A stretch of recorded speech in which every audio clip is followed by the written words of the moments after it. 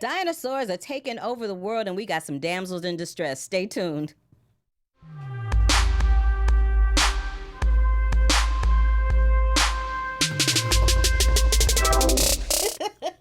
Cold open. Cold open, cold open. No music today. Hello, hello, hello. We are back with episode 18 of Black Tomatoes here at Black Hollywood Live. I am your host, Carla Renata, and my co-host is Scott Menzel. Happy to be here. Hey, good to see you, Good Scott. to see you. Cool. Well, I wanted to start out talking about a little film that we both saw Sure. called Damsel. It's got a very interesting premise to it. It takes place like in the Wild Wild West, so to speak. I don't know what century, but Wild Wild West. And it deals with 1870. 1870, thank you. And it deals with this guy who's in love with this chick named Samuel, who's in love with Penelope. He's convinced that if he finds Penelope, that they're going to live life happily ever after, and that's kind of not what happens. No, not at all. No, so let's run the trailer and have people take a listen and a look.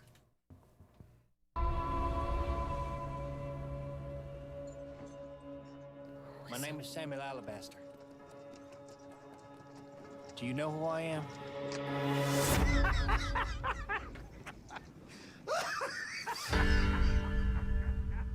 What's that? It's a miniature horse. Named Butterscotch. It's very rare, possibly even unique.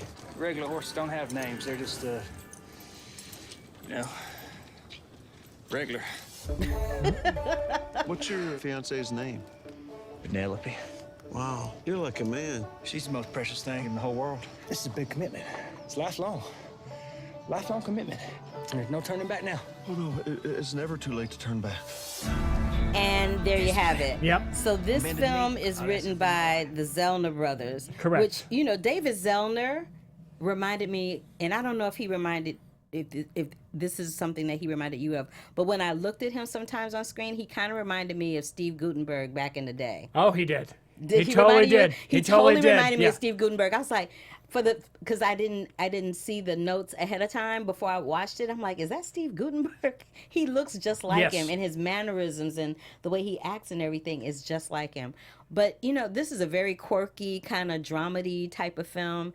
I really enjoyed it, but I do agree with you. Before we came on the air, we were talking about how the first act is kind of like womp womp, and the second act kind of picks up.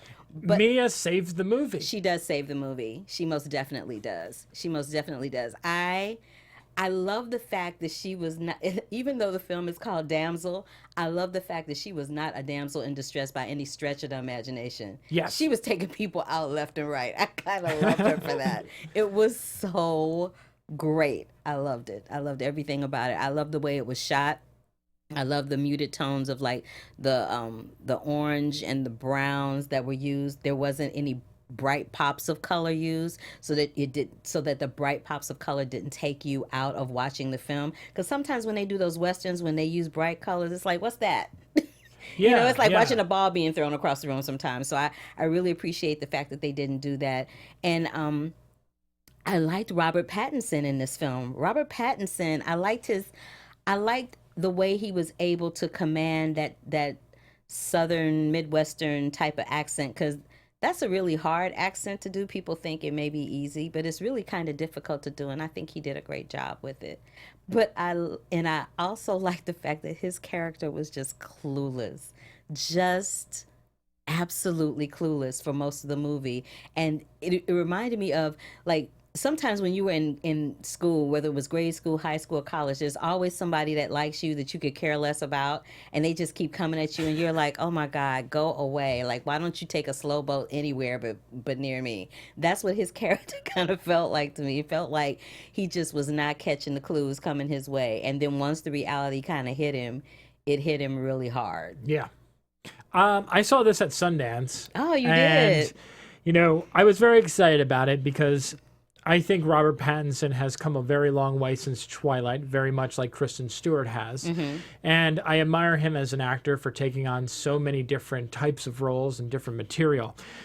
He did not work for me in this movie. No, you know what? I can totally tell by the look on your face. When you are quiet and you're looking at me like, what is she talking about? I always know you're not having it. I don't, it was a very big disconnect for me. Oh, and man. I felt like You know, and clearly, and you should be happy to know this, you are once again in the majority on this. This okay. is a lot of people really appreciated his character, his performance in this movie. did. I feel like it felt really flat. It felt like a rejected Coen's brothers character. That's what it felt like to me. And you know, it's funny that you mentioned the Coen's brothers, because I feel like the vibe of the film was very much that. It's like that meets an old Mel Brooks movie. Right. Yeah, the two of them combined. Right. And the second half of this movie, when Mia pops up and she's not the damsel in distress and she's kicking ass and shooting the gun and, you know, being hilarious, like, we've never seen her like this before, and to show off her like comedic side was very refreshing. And I really wish she was a bigger part of the movie in the first act, because it's not that it was horrible per se. It was such a slow burn, and I felt like the jokes didn't really land. All the jokes didn't land. But then as soon as she came in, the film just kind of like elevated. It lifted itself It really up. did. And I enjoyed certain aspects of this movie. I think when I tweeted about it at Sundance, I was a little harsher than I meant to be about it, just because I didn't realize, you know, it's hard because you see so many movies at Sundance. We always talk about this. You're seeing about 4 to 5 movies a day. And this was a wonky year where like the movies were either really good or really bad. Like there was very few that were in between. And this was probably one that was in between, but I was like so burnt out by like such the up and down that, you know, I remember saying like, this is like one of the worst things that Robert Pattinson has ever done. Oh, blah, blah, blah, blah. You went there? Yeah, I did feel, and I don't know. I have to revisit it. But I don't know. I'm still not sold. I might be the only one, but I'm still not sold on it. You know, he had Good Time last year, which I thought he was terrific in, but this did not work for me as his film. Okay. So in terms of tomatoes, how many tomatoes would you give this one? 2.5. I give it 3.5. Okay. 3.5 black tomatoes, damsel. Woo-hoo. All right. So next up, I was supposed This to go. is a funny story. Okay. So I was supposed to go to the American Black Film Festival, which was being held in Miami, ironically enough, at the same time as the AFI DOCS Festival, but I had chosen to go to the American Black Film Festival. So I'm getting ready to go, and I think the day before I was supposed to leave, the hotel calls me, Oceanside Hotel, calls me, let me just call them out, Yeah. calls me, and they canceled my reservation. Accidentally. I'm like, okay, well, how does that happen? I'm like, you know what? Never mind. Just give me my money back. And they were like, well, you know, we can. I said, that's okay. Just give me, because I just felt like if they did that, if I let them put me in something else that I didn't want, it was just going to be a nightmare. So I'm like, you know what? I'm just going to go to D.C. My brother lives in D.C. I'll get to hang out with my brother, and I'll get to watch some movies. So I go to the AFI DOCS Film Festival instead. Let me tell you something. The AFI DOCS Film Festival, they are A++ class all the way. It was one of the classiest film festivals. Really? Let me tell you something. It was one of the classiest film festivals I've ever attended, other than Sundance. It was a very well-oiled machine. Maybe because it was the American Film Institute, and they have offices in Washington D.C. and in L.A. And they usually have the AFI Film Festival here in L.A. every year. Right. But let me tell you, it was a well-oiled machine. There wasn't anything that I asked for that I couldn't get, or they wouldn't try to work it out for me. I saw everything that I wanted to see. It was not a problem. It was very pleasant, and I didn't have to stress out about how to get into a movie. I was able to get into everything that I wanted to see. It wasn't a big thing. Good. And they had a lot going on in DC last weekend. They're filming Wonder Woman 2 there. They had the AFI DOCS Film Festival there. Hamilton is playing there. Like, Oh, my. It was a lot going on in Washington, D.C. But having said that, one of my good friends is a young lady named Melissa Hazlip.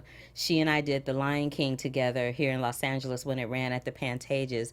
And we had seen each other on Broadway we were in different shows, and we would see each other, you know, throughout the Broadway community then. But since then, Melissa has graduated into becoming a filmmaker, and she produced a documentary called Mr. Soul, which I reviewed it here before. It's Yes. about her uncle, Ellis Hazlip, who had this show that was on public television before Oprah, before Arsenio. There was Mr. Soul. That's what the tagline is to the movie. And I'd only seen the unfinished version because she was kind enough to let me see that. So I wanted to see the finished version at the festival, and man, it was powerful. Was it good? It was really powerful. It won the audience award. Oh, very great. I know, I was very excited. I was like, yay, Missy, she won the audience award. But while I was there, they had a panel, and on that panel was Chaz Ebert, Nikki Giovanni, and Warren Hudlington. I can't get that name right. But anyway, they were on the panel, and in the dark, in a hallway, because it was like guerrilla journalism. Yeah. I grabbed Nikki Giovanni and Chaz Ebert on the side, and I did this really quick interview. So I want you guys to listen to it, because what she's going to talk about is on the panel. She talked about, well, in the film rather, she talked about. They showed footage of her interviewing James Baldwin, which was a big deal. It's like Nikki Giovanni and James Baldwin. Right. It's like Black Renaissance at its best. You know what I mean? She's a legend. And the fact that I could grab her and talk to her, I was like, oh my God, please talk to me. So this is some excerpts from that. Miss Nikki Giovanni and Miss Chaz Ebert. They were here for Mr. Soul, the documentary, at the Oprah Winfrey Theater in the Natural Museum of African Arts and History. How y'all doing this evening? Oh, really well. It was lovely, lovely. It was a lovely evening, and the movie, Mr. Soul, is great. You must see it. Now, what I really wanted to ask you is, what was the one thing you wanted to discuss with James Baldwin that they didn't catch on camera? Oh no, Jimmy and I talked for 2 days. So we were in London. He didn't have time. He lives in Paris. He lived in St. Paul de Vence. Mm-hmm. But he had time to come up to London, and I went over. But we did a 2-day talk. I had been working with Ellis, and he said, well, I owe you, what would you like? And I think he was thinking to take me to dinner. And I said, I'd like to talk to James Baldwin, but I don't know how to get. He said, oh, I know Jimmy. And one thing led to another, and that's how we got that done. And I was so pleased. I loved it. It looked like it was a lot of fun. Oh, it was fun. But, you have to realize Jimmy was, I was, 28 years old, so I was very nervous. I love the way that you were looking like you could see that you were thoughtful and like you were really listening and taking it in, like listening to a master writer, storyteller. Your deference to him was beautiful, and I could see it was just. I want to see the whole 2 hours. And one last question for both of you ladies. How would you like to see public television move forward in this time and age? I know it's going to be difficult because, like you said, Chaz, on stage during the talk back, it seems like we're going backward instead of forward.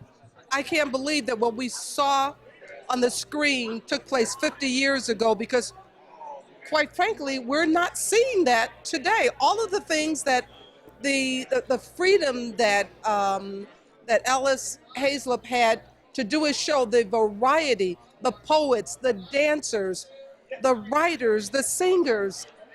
I don't really see that even today. And I don't either. Mostly what we're seeing, of course, Nixon was impeached, and one of the major things about that was my sorority sister Barbara Jordan helped to impeach him. So and now Maxine Waters is on the. Now Maxine Waters is on the case. That's what we want to start. We need Barbara Jordan on the case. Thank you. And the other thing we need on the case, people like Carla. She is someone who really gets out there and does things. I like what you do. I see her at every really important event. And she's there. So thank you so much for taking the time. Make me cry. No, this is Black history. I got to document it. Thank you. Thank you. Let me tell you something.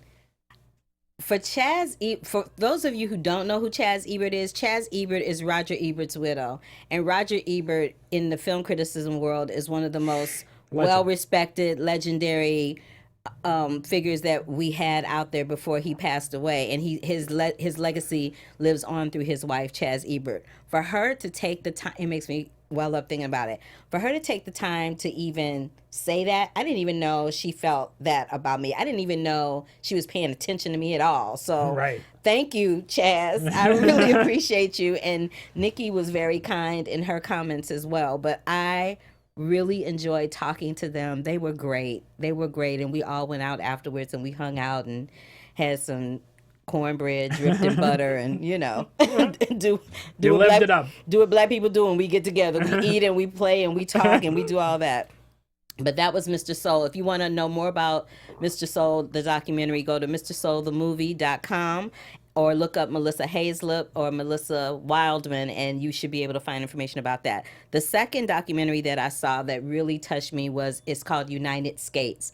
And it is a documentary about how the art of roller skating has slowly but surely dissipated from American culture.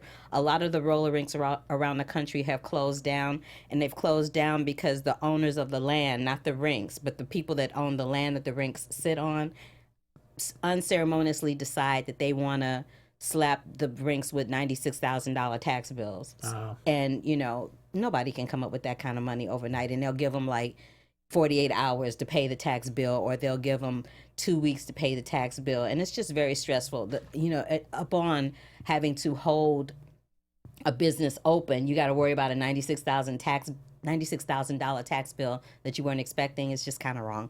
But it was very nostalgic because I remember in St. Louis, there were a bunch of roller skating rinks, and there were a bunch of them here. Did you go always for like birthday parties? I never went. Actually, my brother went because I could ice skate. I was better at ice skating. Me and some roller skates were not best friends. Oh, I was never a good ice skater, roller skater, anything. But I always remember growing up, the birthday parties. It was always at a roller rink. Always. Yeah, no, my brother and them, they would call...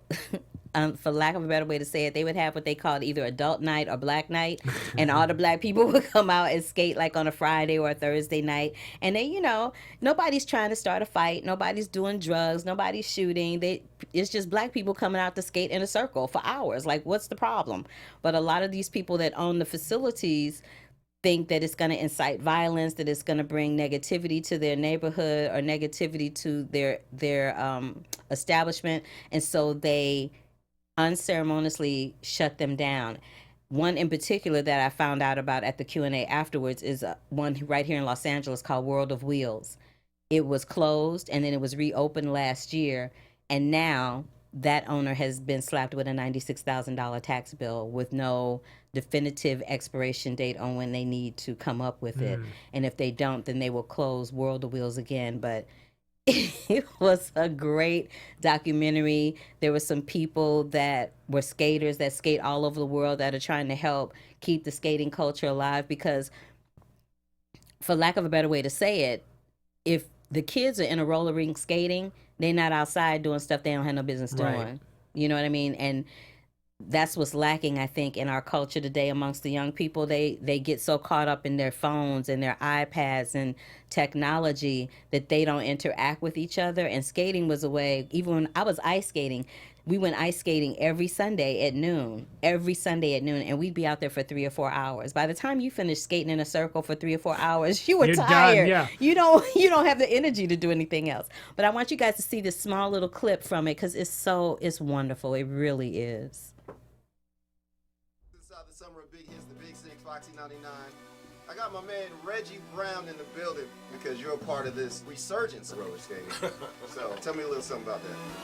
It's just real underground. We skate from like 12 to 5 a.m.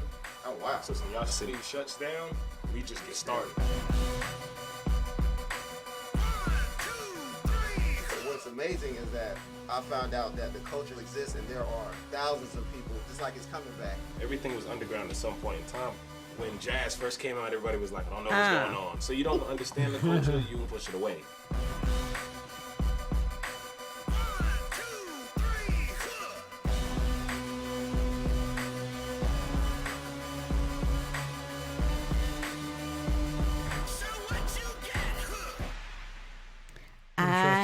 It's the things that these people are doing on skates, and they're not, they're all sizes, all shapes, and the culture is real. Like the way they go about making the skates and the wheels, some of them have high tops that are skates. Like, it was mad cool. I really like that particular documentary. Another one that I saw was called Blowing Up. Do you know what blowing up means? No. Okay. So in the life, you know what the life is? Nope. Okay. Go ahead. Educate me. I'm going to break it down. Yeah, educate Breaking it down. So the life basically means the life of being on the street as a streetwalker or a person that is managing a streetwalker. Okay. Okay? So blowing up means, for somebody that is in the life, blowing up means somebody that's about to try to get out of the life. Okay. That's what it means. And there is... I'm glad I did not say what I thought I meant. Exactly. I was not right. But Blowing Up was a documentary about this court in Queens. It was a court run by women. The social workers were women. The judge was a woman. The prosecutors and the other lawyers, they were all women.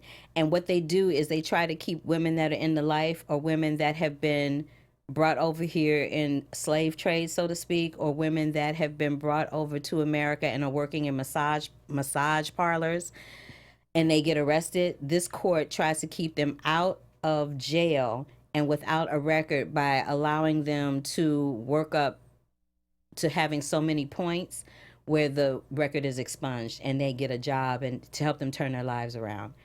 It broke my heart that these young ladies were put in that situation. Some of them did not choose that. Some of them did. The ones that did got to a point where they were like, you know what, this is not what I want for the rest of my life. And it was just really, it's always really eye-opening and really heartbreaking to me when I see something like that, because you just never, when you walk past someone on the street sitting on a bench or even in the mall, you just never know what their background is. One of the young ladies in the film, an Asian young lady, right after our current administration came into play, they decided that in order to cut down on immigration, they literally went into the courthouses and started arresting people while they were in court having their trials or their hearings or whatever. And I just think that's despicable. Like, it was despicable. But the woman that was the judge, she was fantabulous. She was Asian as well, from Japan. And she was one of those people that was going on the wrong path. And somehow she did an about face and ended up becoming a lawyer, and now she's a judge. So she had an extreme amount of empathy for these young women because she knows where her life was about to go, and she didn't want to see them go there. It was very moving. Two other ones that I saw. I mean, I saw like 15 of them. Oh, did you really? I saw like 15 of them, but these were the ones I chose to highlight. And there aren't any trailers for most of them, but there aren't trailers for these next two I'm going to talk about. So this next one was called Bisbee 17.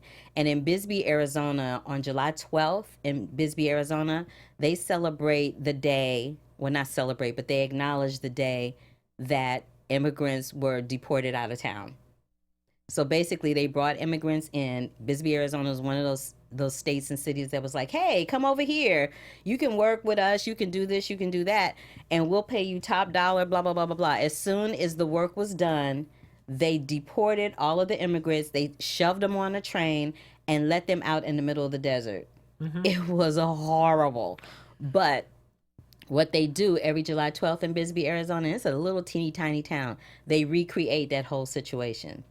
Every July, just like they recreate, the stuff down in the South, the Civil War reenactments and all that. They reenact the Bisbee, Arizona thing. And it was just, the way the documentary was done was different than any documentary I'd ever seen. Like, they didn't just go, this is what happened and this is how it happened. And, this documentary showed how they went about casting the reenactment, how they went about shooting the reenactment, how the people in Bisbee, Arizona that come from Mexican descent or some other type of nationality, they talk about how they felt about what happened back then. And when they started to do the reenactments and play these characters, they really got emotionally invested in that. And some of the white people that were involved realized that they were a little more racist than they thought they were. And it flipped things around for them. It was very emotional. I saw a lot of emotional ones. Yeah, apparently. But the last one I saw that really kind of flipped me on my head was Love, Gilda. You talked about this also or a little bit earlier. I love Gilda Radner so much. It was really interesting. What's really interesting to me about documentaries that revolve around people that are comedic is that there's always some through line of tragedy or sadness with those people. And for Gilda Radner, the thing that was sad for her is that had no idea she had an eating disorder. She was bulimic. She didn't think she was pretty. She didn't necessarily, when she started out, she didn't necessarily think she was funny, but then she got to the point where she was like, yeah, I know I'm funny. What y'all doing? You know what I mean? And And she also realized that she wasn't a person that, even though she came from the Saturday, even though most of us know her from Saturday Night Live, that original cast, she didn't feel comfortable doing sketches and things on her own. She felt more comfortable doing it in a group, because she did a one-woman show for a minute, and she said when she did the one-woman show, she realized that wasn't something that she wanted to do. She never wanted to do it again. And then again, most notably, she's also known for having ovarian cancer and starting Gilda's Place, which are little houses all over the country that her and Gene Wilder set up for women who have cancer, and they can get together and talk to each other, to someone who gets it, that's going through the exact same thing that they're going through, without that stigma being attached of not having any hair, people looking at you going, oh, you're so thin, oh, why are you so pale, you know what I mean? So she did a lot of good in a very short period of time, and the way that the documentary was produced was very lovingly. They got a hold of I think they got a hold of Gene Wilder before he passed, because they interviewed him. They interviewed some people from Saturday Night Live. They talked about, you know, how the women at Saturday Night Live were not given a whole lot of respect back in the day. It was very interesting, and it didn't focus so much on Saturday Night Live as much as it focused on her. Yes. So I was in how she reacted to stardom, how she didn't necessarily, she liked what she did for a living, but she didn't necessarily like the attention that it brought, which I could totally relate to that sometimes. So that was that. But y'all, it's the industry. It is. But the AFI DOCS Film Festival, if you want to see all my coverage of that, go to thecurvyfilmcritic.com and check them out. Or go to the AFI DOCS Film Festival site and check out some of the films that they have there. And remember to check out Mr. Soul, because it was the audience winner. So last but not least, Jurrassic World Fallen Kingdom. It has garnered over $700 million already. It's insane. Between domestic and international, yes. That's crazy. These movies, the superhero movies and these kind of movies are really grossing like big, huge, ginormous numbers. And I'm wondering what's up with that. What's up with that? Well, the thing is with Jurassic Park as a franchise, if you really kind of look at the world of cinema for the last 25 years, when Jurassic Park first came out in 1993, there wasn't really that many movies like it. And even if you look at all these types of movies that have come out, all these big budget movies, there's very few that are like Jurassic Park Lost World, Jurassic Park 3, or Jurassic World. So I think you better know all the titles. I do. So ultimately, when something like Fallen Kingdom comes out, people gravitate towards it because it's something that's different. And this movie has a very huge divide right now. It's split down the middle. I think it's a 50% on Rotten Tomatoes. There's a lot of people who really love this movie, and a lot of people that who really do not like this movie at all. And so which line would you be in? I fall into the love category on this movie. The original movie that came out in 1993 was a game changer for me. Ironically enough, it came out the exact same year that my favorite movie of all time came out, which is Tim Burton's The Nightmare Before Christmas, which came out that October. So that year, I feel like, is why I'm sitting here right now. Because I love film so much, and it was between Jurassic Park and Nightmare Before Christmas, which inspired my imagination and inspired me to be talking about movies for a living. And this new one, I think, is so great. And the reason why I think it's so great is because it dares to do something different. For all these movies, we're always on an island, there's dinosaurs, blah, blah, blah, blah. You know, you can't recreate the magic of the first one. There's a line in the movie where it says, can you remember the first time you saw a dinosaur? And I remember that as a kid, sitting in the theater, watching a dinosaur like a T-Rex or Brontosaurus or some other dinosaur come to life, and being just like, you know, like I was just amazed by it. Just jaw drop till you crack. And unfortunately, like as these movies went on, the stories got weaker. I didn't really care as much about them. Like, sure, they were fun, popcorn entertainment, but this one has emotion to it. And there's I don't want to spoil it, but there's a story arc that goes on here involving clones and not only dinosaurs, but possibly humans. And it kind of ties everything together. And the way that the movie ends basically opens up this world to actually be Jurassic World, where dinosaurs and humans may have the ability to coexist. Okay. And I'm so intrigued by this idea that I'm hoping I don't eat my words in 2 or 3 years when the next one comes out and it totally lets me down. I'm hoping that it blows me away even more than this one did. When it ended, did it lend itself to possibly showing us that there was going to be another one on the way? Yes. The movie ends in a very emotional way where, without giving it away, characters are stuck in a room. They have to make a decision. Okay. And one of the main characters, played by Bryce Dallas Howard, doesn't know what to do. She's not stomping through hills through the dirt this time. No, she's not. And you know, I'm glad you brought that up. You want to know what else? She doesn't wear freaking high heels in this movie, which she did in the first one, which like drove me. That was crazy. It was a nuts. Like, why are you stomping through the wilderness in high heel pumps? I can't with that. No, I couldn't and either. I'm sure that wasn't a decision on her part. No, she made a joke about it when I way back when I did the Pete's Dragon press day. She made a joke about like, oh, we already texted Colin, no heels, Jurassic World 2. You know, no way. But she's also, you know, in the first one, how like she was always like the damsel in distress, tying it all together. Yes. She kicks ass in this movie too. She gets to shine. It's not just Chris Pratt saving the day. Here he is. Thank goodness, because I'm about kicks some tired of butt. seeing that. Oh, that's refreshing to know. Yeah. Let's take a look at the trailer, shall we? She's tracked. Okay, come on.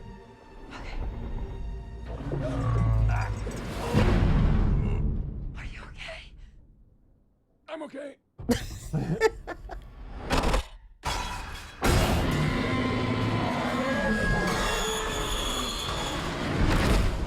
See, and that right there is why I didn't go see it. That I is, know. you know, because I just cannot. I cannot with Yeah. that. Right. I just cannot do it. But I just can't.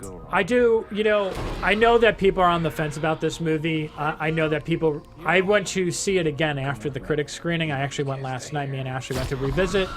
It holds up very nicely. A little bit slow in the beginning because you kind of know the build-up and whatnot. But after that, it holds up very well. Reaction from fans, it seems very positive. I feel like the theater was roaring and people were clapping and like, yeah, you know. So I think people are really responding to it. And I would give it, on our tomato scale here, 4.5 out of 5. Wow. Yes. Okay, 4.5 out of 5. Well, you know, I know that I'm one of the hosts on this show and I'm supposed to talk about movies, but there's just certain movies I'm not gonna see. And Right. honestly, I didn't have time to see it because I was watching documentaries at AFI DOCS. It'll be out for like the next month and a half. You can always catch up on it. Yeah, I won't.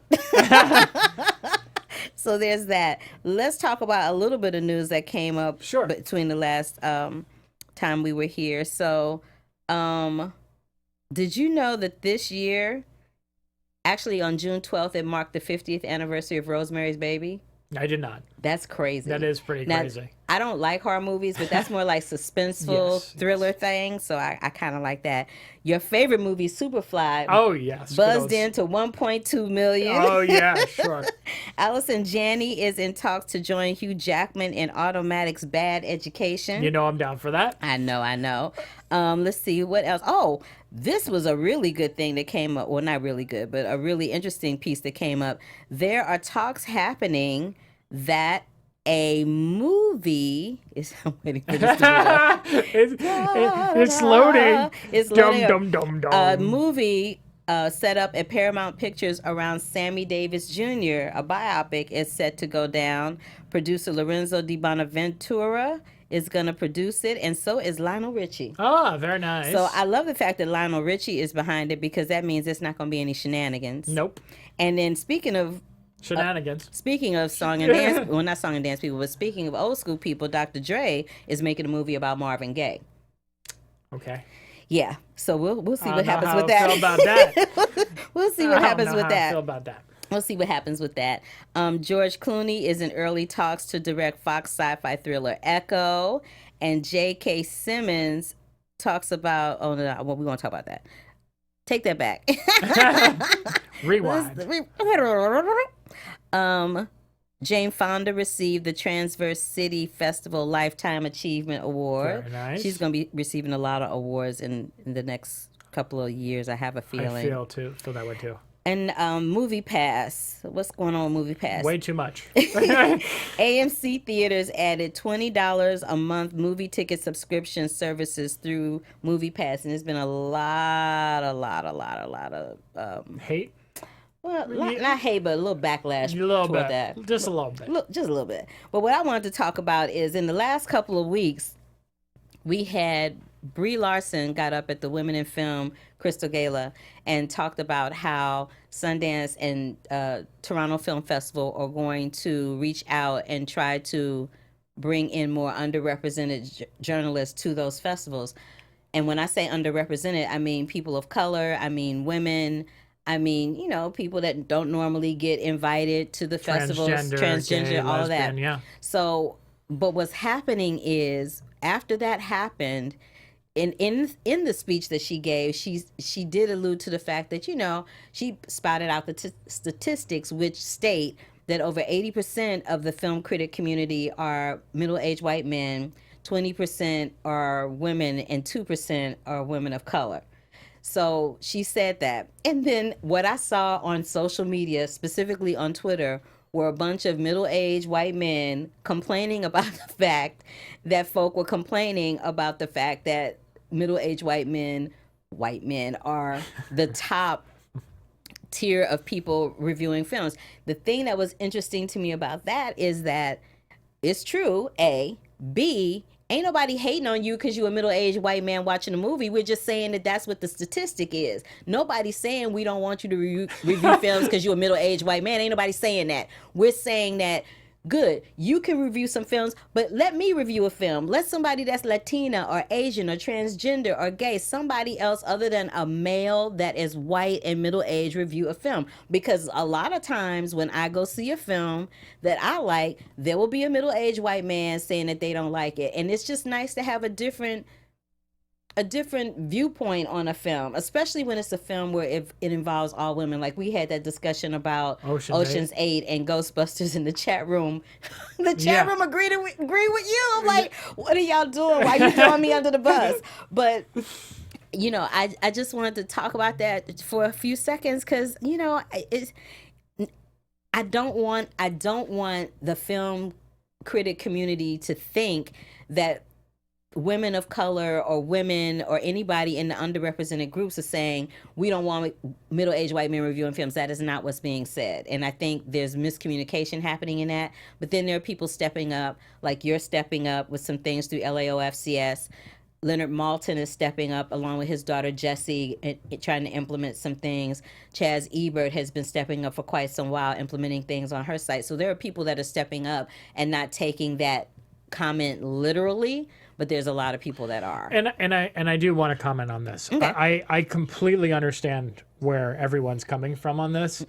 I think there's also a very cool thing right now, which I just have to say that I don't feel like it helps, and I'm glad you brought this up, is that it's very dangerous territory to bash anyone. Any group of people. It doesn't matter if it's me, if it's Carla, it doesn't matter if it's a black woman, it's a white woman, it's a Latino man, it's a Latino woman. Not okay. It doesn't matter.